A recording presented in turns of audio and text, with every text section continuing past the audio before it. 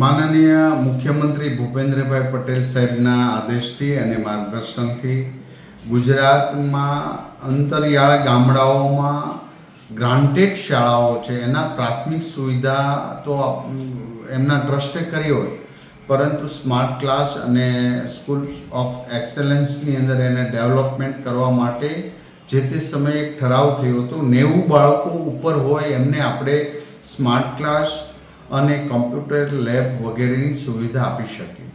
પરંતુ માનનીય મુખ્યમંત્રીશ્રીના માર્ગદર્શન નીચે અંત્યોદય સુધી દરેક શાળાના બાળકને બેસ્ટ ઇન્ફ્રાસ્ટ્રક્ચર મળી રહે એ હેતુસર 90 બાળકોથી પણ અંદર હોય આવી શાળાને પણ સ્માર્ટ ક્લાસ અને કમ્પ્યુટર લેબ વગેરેની સુવિધા આપી એવો એક ઠરાવ કરવામાં આવ્યો છે. ગુજરાતમાં 515 ગ્રાન્ટેડ પ્રાથમિક શાળા અને 1212 ગ્રાન્ટેડ માધ્યમિક અને ઉચ્ચ માધ્યમિક શાળાઓને આ સુવિધા પ્રાપ્ત થશે.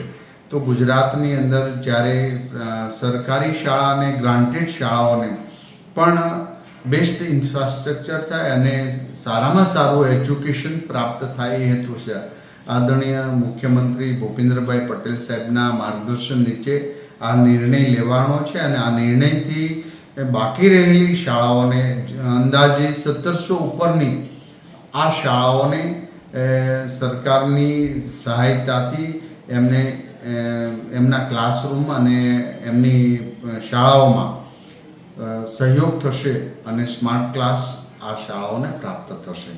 હું આભાર વ્યક્ત કરું છું આદરણીય મુખ્યમંત્રી સાહેબનો.